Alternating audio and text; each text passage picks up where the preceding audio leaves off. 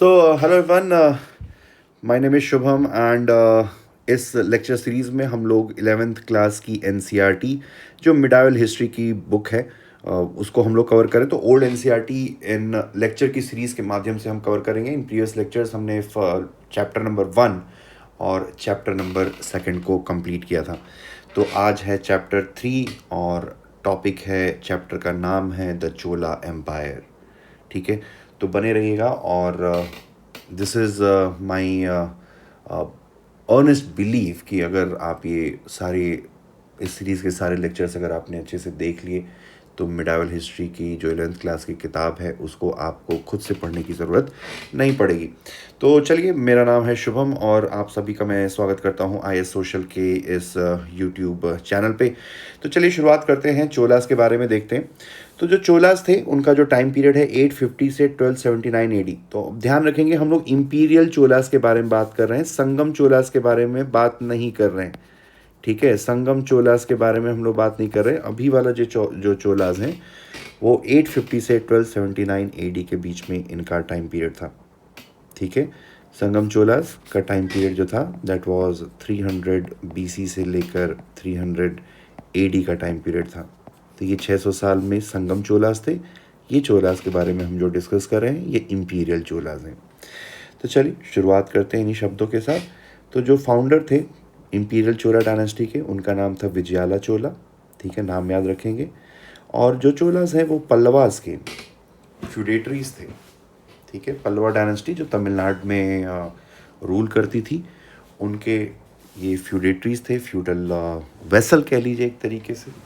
और इन्होंने पल्लवास को हरा कर, ठीक है, इनको हरा कर इन्होंने विजयाला चोला ने एक इंडिपेंडेंट किंगडम, एक इंडिपेंडेंट डायनेस्टी को इस्टेब्लिश किया। इनका जो कैपिटल है वो तंजार में था। Tanjore is in Tamil Nadu.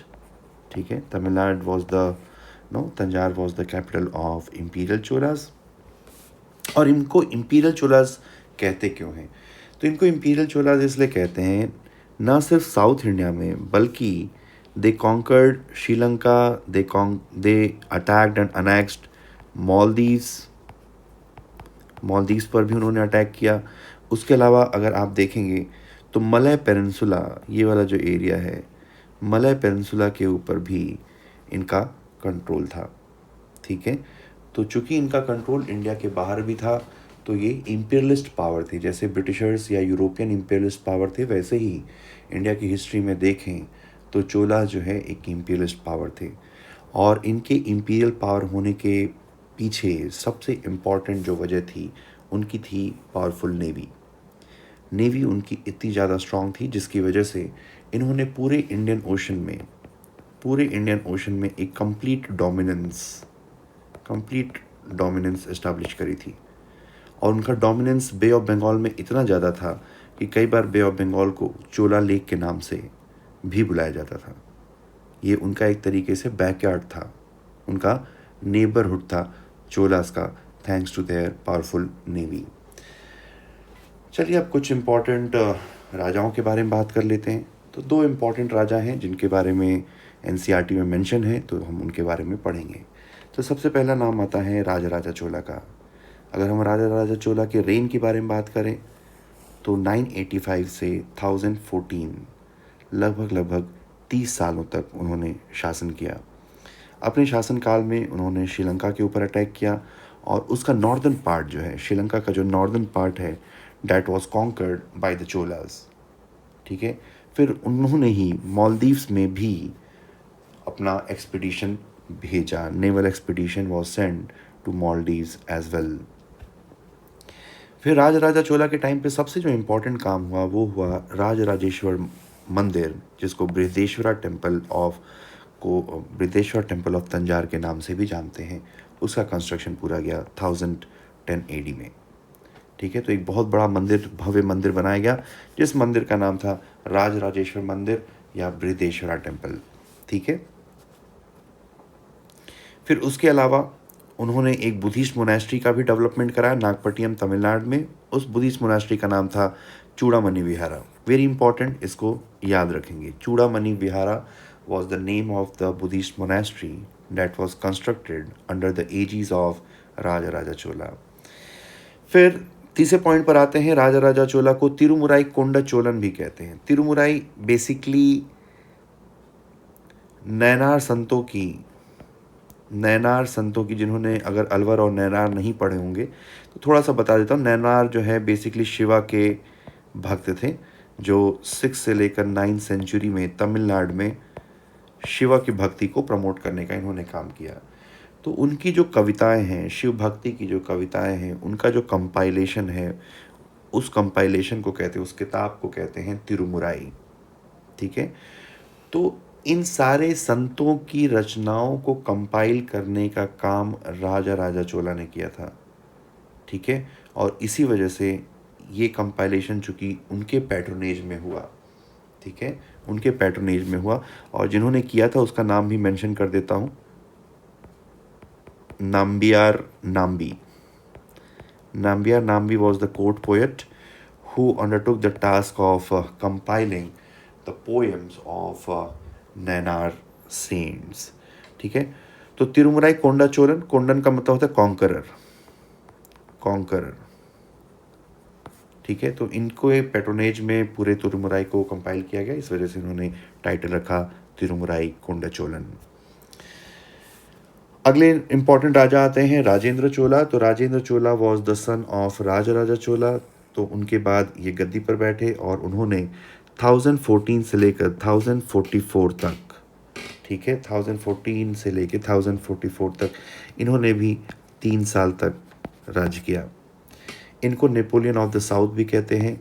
इनको नेपोलियन ऑफ द साउथ उनके एक्सटेंसिव मिलिट्री कैंपेन्स की वजह से इनको नेपोलियन ऑफ द साउथ कहा जाता है। इनका जो सबसे फेमस मिलिट्री एंटरप्राइज है, मिलिट्री एक्सपीडिशन है, वो नॉर्थ इंडिया में है। नॉर्थ इंडिया में उन्होंने अटैक किया और नॉर्थ इंडिया के राजा, और एक राजा है महिपाल, एक राजा जिनका नाम है महिपाल, ठीक है, he was a Pala ruler. तो Mahipala was defeated by Rajendra Chola. ठीक है, तो महिपाल को उन्होंने हराया, और इसी हराने की वजह से उस अपनी जीत को कमेमोरेट, उसकी जीत की याद में उसको कमेमोरेट करने के लिए उन्होंने एक नए शहर का निर्माण किया जिसका नाम है गंगाई कोंड चोलपुरम। गंगाई यानी कि गंगा, कोंड का मतलब होता है कॉन्करर, एंड चोलपुरम यानी कि सिटी ऑफ चोलास। ठीक है, तो ये शहर का निर्माण उन्होंने कराया, और यहीं पर उन्होंने राजेश्वरम टेम्पल, जिसको बृहदेश्वर टेम्पल ऑफ गंगाई चोलपुरम, जिसको गंगाई कोंड चोलपुरम टेम्पल भी कहते हैं, या बृहदेश्वर टेम्पल ऑफ गंगाई कोंड चोलपुरम भी कहते हैं, या राजेश्वरम टेम्पल भी कहते हैं, उसका निर्माण उन्होंने कराया। ये रहा उसका फोटो। और उन्होंने एक बहुत बड़े तालाब का भी निर्माण कराया जिसका नाम है चोलगंगम। ठीक है, तो ये कुछ इंपॉर्टेंट चीज़ें हैं, वो ध्यान रखेंगे। फिर अगला कुछ और इन्फॉर्मेशन देख लेते हैं। अगर हम उनके मिलिट्री कॉन्क्वेस्ट के बारे में बात करें राजेंद्र चोला के, तो मलेशिया और इंडोनेशिया, ये वहाँ पर इन एरियाज़ में उन्होंने मिलिट्री कॉन्क्वेस्ट किया, और इन्होंने चाइना के साथ फ्रेंडली रिलेशनशिप इस्टेब्लिश करी। और चूँकि उनका पढ़ने लिखने में और बहुत सारे लेखकों, राइटर्स, पोएट्स को इन्होंने पैट्रोनाइज़ किया, and because of his extensive because of his lavish patronage and respect for the man of learning, man of letters, ठीक है, पढ़े लिखे लोगों को उन्होंने पैट्रोनेज प्रोवाइड किया, जिसकी वजह से इनको पंडित चोलन भी कहते हैं। तो एग्ज़ाम के पॉइंट ऑफ व्यू पॉइंट से याद रखेंगे कि कई बार एग्ज़ाम में सवाल आ सकता है कि पंडित चोलन किसको कहा जाता है। तो अलग अलग चोला राजाओं का नाम उसमें मेंशन हो सकता है, and you have to identify it was the Rajendra Chola who was called Pandita Chola. ठीक है, तो इनको नेपोलियन ऑफ द साउथ भी कहते हैं, इनको पंडित चोलन भी कहा जाता है। अगर हम चोलास के डिक्लाइन की बात करें तो चोलास के थे जो फ्यूडेटरीज थे, चोलास के जो फ्यूडेटरीज थे होयसालास। तो होयसालास का राइज, पहले Hoysalas were the feudatories, they were the vassals of the Cholas. फिर जब होयसालास का राइज शुरू हुआ तो धीरे धीरे चोला जो इन्फ्लुएंस है वो कम होता चला गया। फिर उसके बाद पांड्या पावर का भी राइज हुआ। तो चोलास के बाद साउथ इंडिया में अगर हम देखें तो होयसालाज, होयसालाज का राइज आपका कर्नाटक में, और पांड्यास का राइज आपका तमिलनाडु में। और इन दो इम्पॉर्टेंट डायनेस्टीज़ के राइज की वजह से चोला एम्पायर का डिक्लाइन हो गया, और ultimately Chola empire got absorbed into Pandyan empire. ठीक है, चलिए अब आगे एडमिनिस्ट्रेशन के बारे में देखते हैं, चोला एडमिनिस्ट्रेशन। तो चोला एडमिनिस्ट्रेशन में अगर हम देखें तो जो किंगडम थी वो डिवाइड की गई थी राज्यों में। राज्यों को मंडल कहा जाता था, मंडलम। और मंडलम का जो हेड था, बेसिकली कोई भी रॉयल प्रिंस जो होता था वो मंडल को गवर्न करता था। तो royal people from royal families they use to be the governor of the provinces. फिर प्रोविंस के नीचे, मंडलम के नीचे आता था वलनाडु, वलनाडु के नीचे आता था नाडु, नाडु के नीचे आता था कुर्रम, और कुर्रम के नीचे सबसे पहले नीचे आता था उर यानी कि विलेज। ठीक है, उर यानी कि विलेज। तो ये एडमिनिस्ट्रेटिव डिवीजन याद रखेंगे, अक्सर एग्जाम में सवाल पूछता है। अगर पिछले 5 साल के पेपर देखें तो 2 बार एडमिनिस्ट्रेटिव डिवीजन के ऊपर सवाल यूपीएससी में पूछा जा चुका है। फिर सेंगोल के बारे में देख लेते हैं। सेंगोल का नाम आजकल काफ़ी फेमस हुआ। जब नई पार्लियामेंट बनी तो प्रधानमंत्री को ये एक सेप्टर होता है, बेसिकली एक स्टिक होती है जो सिंबल होता है कि that the king is the protector of the dharma. धर्म की रक्षा करने के लिए राजा को ये एक स्टिक दी जाती थी। ठीक है, जो वहाँ के कोरोनेशन के टाइम पे वहाँ का जो हेड प्रीस्ट होता था वो ये धर्म का डंडा राजा को देता था। तो उसी ट्रेडिशन को आगे बढ़ाते हुए जब इंडिया की पार्लियामेंट का जब इनॉग्रेशन हुआ तो प्रीस्ट ने ऐसा ही एक सेप्टर सेंगोल हमारे प्रधानमंत्री मोदी को भी दिया। आगे बढ़ते हैं। जो सीनियर ऑफिसर होते थे चोला एडमिनिस्ट्रेशन में उनको पेरुंदानम के नाम से बुलाते थे, जो जूनियर ऑफिसर्स थे उनको सिरुंदानम के नाम से। तो ये 2 नाम याद रखेंगे, पेरुंदानम यानी कि सीनियर ऑफिसर, सिरुंदानम यानी कि जूनियर ऑफिसर। जो विलेज हेडमैन था उसको वरियम कहते थे, very important. Village headman was called Wariyam. ठीक है, village headman was called Wariyam, he was the headman, very important. ठीक है, बहुत इंपॉर्टेंट है, इसको ध्यान रखेंगे। एंड इनको सेलेक्ट करने का जो तरीका था उसको बोलते हैं कुडुवलाई सिस्टम। तो Kudavolai system was a system of electing. ठीक है, it was a system of appointing, not electing, it was a system of appointing village headman. होता क्या था, कैसे अपॉइंट करते थे कि जितने भी कंटेस्टेंट थे उनका नाम एक जार में रख दिया जाता था।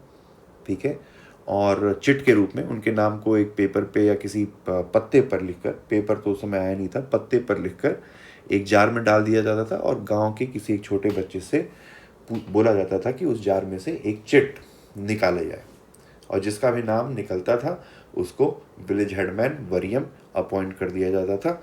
इस सिस्टम को, जो चिट सिस्टम से जो अपॉइंटमेंट होती थी, उसको कुडुवलाई सिस्टम कहा जाता था। ये भी बहुत इंपॉर्टेंट इंफॉर्मेशन है। ठीक है, चलिए एडमिनिस्ट्रेशन में आगे बढ़ते हुए अगर देखें तो सबसे इम्पॉर्टेंट जो इनका पोर्ट था वो था पूहर, जिसको आज के टाइम पे हम कावेरी पट्टनम के नाम से जानते हैं। ठीक है, कावेरी पट्टनम आप यहाँ इस मैप में देख सकते हैं, तमिलनाडु में कावेरी पट्टनम मौजूद है।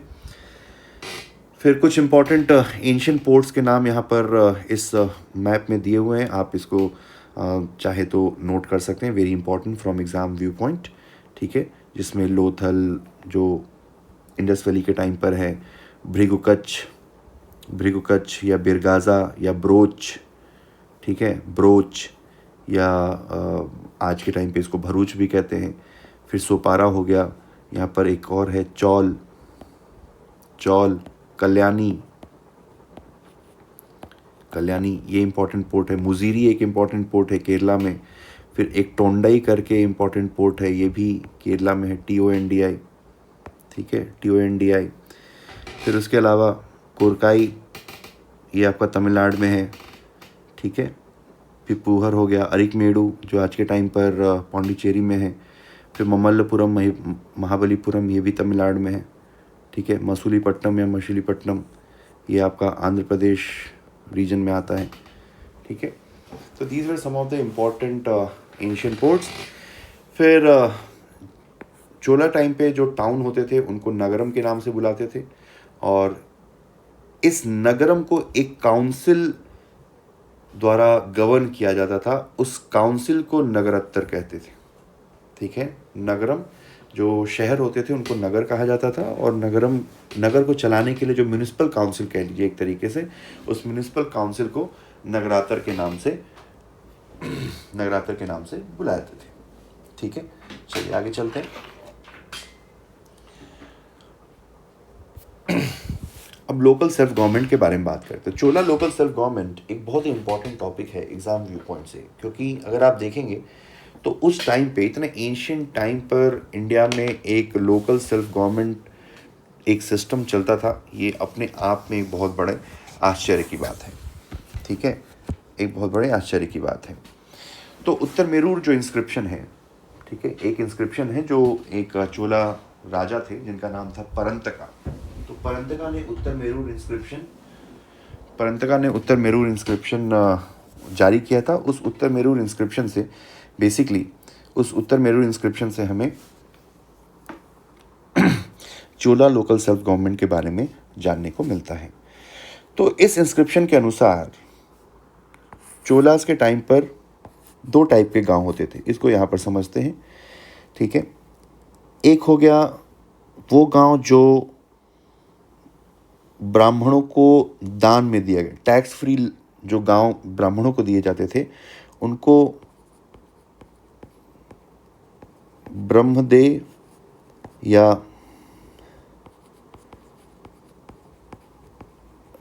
अग्रहारा विलेज के नाम से बुलाया जाता था, ब्रह्मदेव या अग्रहारा विलेज। और एक ऐसे गांव थे जो नॉन ब्रह्मदेव विलेज, ठीक है, जो ब्राह्मणों को नहीं दिया जाता था। ठीक है, उन गाँव को बेसिकली हम वल्लन वगाई विलेज कहते थे। ठीक है, तो अगर आप देखें तो चोलाट पीरियड में दो टाइप के गांव होते थे। एक होता था ऐसे गांव जिनको ब्राह्मणों को दान किया जाता था, ऐसे गांव को ब्रह्मदेव विलेज या अग्रहारा विलेज कहते थे। और ऐसे गांव थे जो दान नहीं किए गए थे, तो बेसिकली वैसे वाले गांव नॉन ब्रह्मदेव विलेज, उनको एक तरीके से आप कह सकते हैं नॉन ब्रह्मदेव विलेज। और इन गाँव को बोलते थे वेल्लन वगाई। ठीक है, इन गाँव को बोला जाता था वेल्लन वगाई। तो दो तरीके के गांव थे, वेल्लन वगाई जो कि नॉन डोनेटेड लैंड थे, और जिन गाँव को ब्राह्मणों को डोनेट कर दिया गया था उन गाँव को अग्रहारा या ब्रह्मदेव विलेज कहते थे। अब ब्रह्मदेव या अग्रहारा विलेज की जो असेंबली थी उसको बोला जाता था सभा। ठीक है, और वेल्लन वगाई विलेज की जो असेंबली थी उसको बोला जाता था उर। और देखा जाए तो सभा के पास ज़्यादा ऑटोनॉमी और पावर होती थी इन कंपैरिजन टू उर। ठीक है, सभा के पास ज़्यादा पावर एंड ऑटोनॉमी उर के हिसाब से होती थी, ये उर के कंपैरिजन में। ठीक है, तो चलिए लोकल सेल्फ गवर्नमेंट में उर के बारे में देख लेते हैं। तो village assembly in non Brahmadev village. ठीक है, नॉन ब्रह्मदेव विलेज जैसा हमने बताया, वेल्लन वगाई विलेज की जो विलेज असेंबली होती थी, वेल्लन वगाई विलेज की विलेज असेंबली को उर कहा जाता था। ठीक है, और इनके पास पावर थी टैक्सेस को इम्पोज करने की, टैक्सेस को कलेक्ट करने की। ठीक है, ये सारी इनकी पावर थी। और इसकी जो एग्जीक्यूटिव कमेटी थी उर की एग्जीक्यूटिव कमेटी को शासक गण या गणम के नाम से बुलाया जाता था। अब आते हैं सभा पे। सभा जो दूसरे टाइप की गांव है, अग्रहारा गांव, उनकी जो बॉडी थी, ठीक है, जो विलेज असेंबली थी उसको सभा कहते थे, वो हमने अभी देखा। ठीक है, और इनके पास ज़्यादा पावर थी, ये भी हमने अभी डिस्कस किया। आगे आते हैं कि उत्तर मेरू इंस्क्रिप्शन में they were also it also mention कि आपको विलेज असेंबली का मेंबर बनने के लिए क्या क्या क्वालिफिकेशन है, और उसके साथ साथ डिस्क्वालिफिकेशन के ग्राउंड भी मेंशन किए गए। तो क्वालिफिकेशन क्या होनी चाहिए कि आपके पास एटलीस्ट ज़मीन होनी चाहिए गांव में, आप लैंड ओनरशिप होनी चाहिए उस गांव में, आपका खुद का गांव में घर होना चाहिए, आपकी उम्र जो है 30 साल से ऊपर की होनी चाहिए और 70 साल से कम की होनी चाहिए। तो 30 से 70 साल की आपकी उम्र होनी चाहिए, तभी आप जाके विलेज असेंबली के मेंबर बन सकते हैं, और आपको वेदों का ज्ञान होना चाहिए। तो ये चार जो है core basic grounds for qualification थे।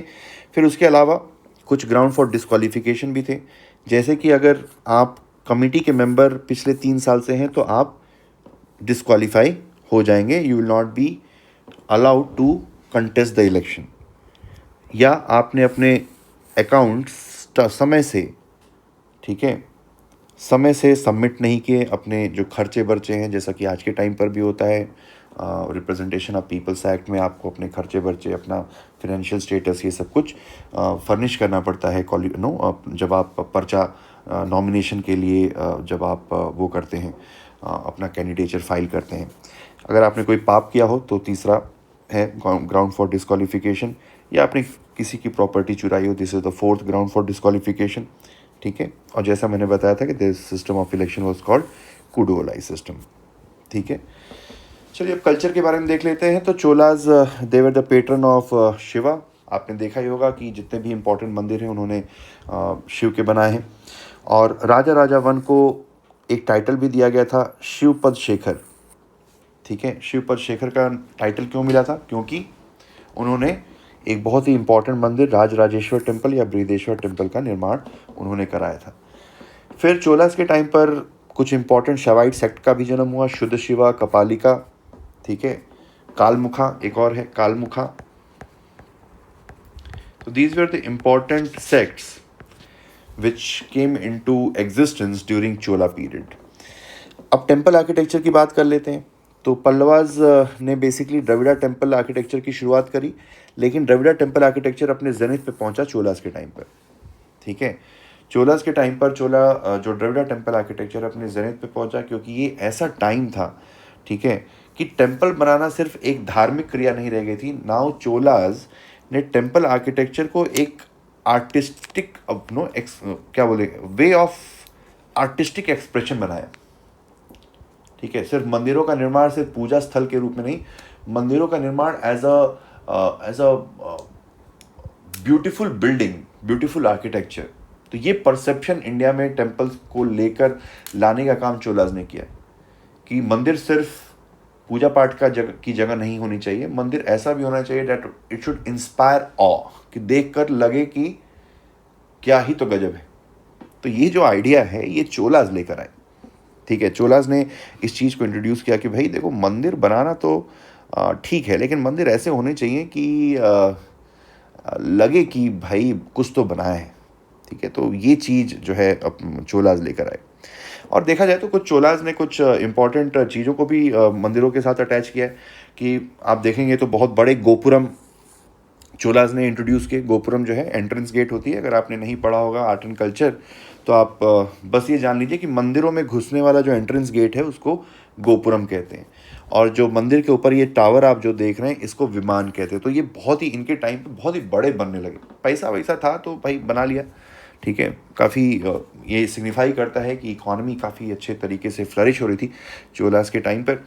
फिर ग्रेनाइट का इस्तेमाल किया, ठीक है। अगर आप देखेंगे बृहदेश्वरा टेम्पल, ये लगभग 20 माले बिल्डिंग इतना ऊंचा है, ठीक है। और इसके ऊपर ये जो ऊपर वाला ये देख रहे हैं, ये लगभग 20 फॉर्च्यूनर अगर आप मान लेंगे तो 20 फॉर्च्यूनर के वेट इतना भारी पत्थर है जो इसके ऊपर लगा हुआ है।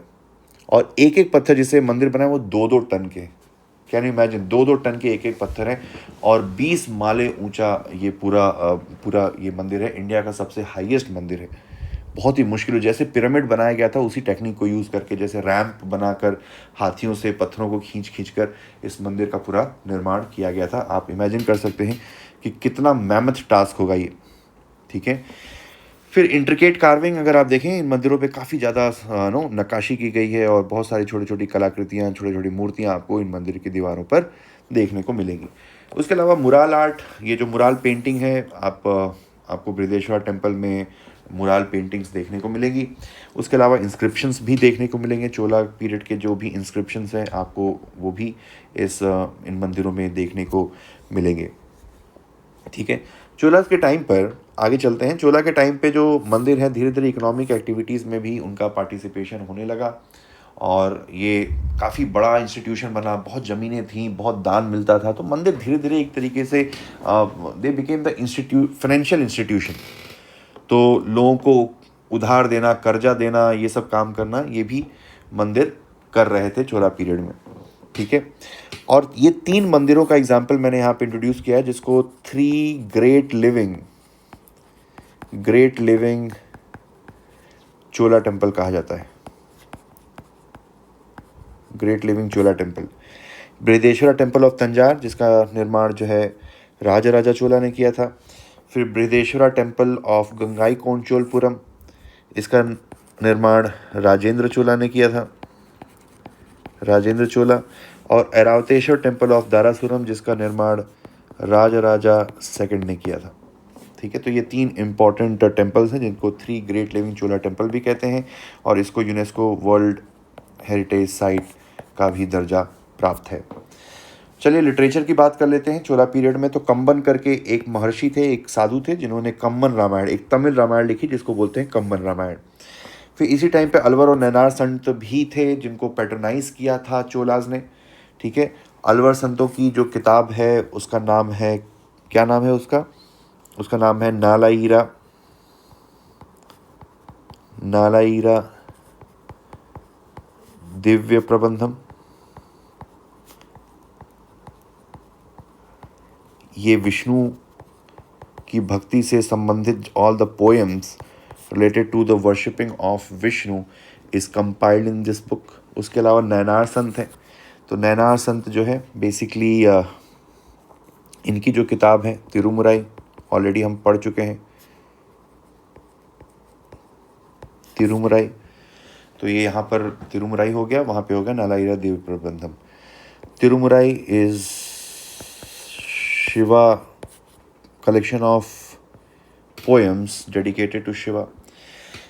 इनके टाइम पे नाना करके एक पोएट थे। वैसे तो ये ईस्टर्न चालुक्यास के कोर्ट पोएट थे, लेकिन टाइम पीरियड सेम है। ठीक है, टाइम पीरियड सेम है। तो नानिया करके एक पोएट थे जिन्होंने तेलुगु महाभारत का तेलुगु वर्जन लिखा था, यानी कि महाभारत को तेलुगु में ट्रांसलेट करने का काम किया था।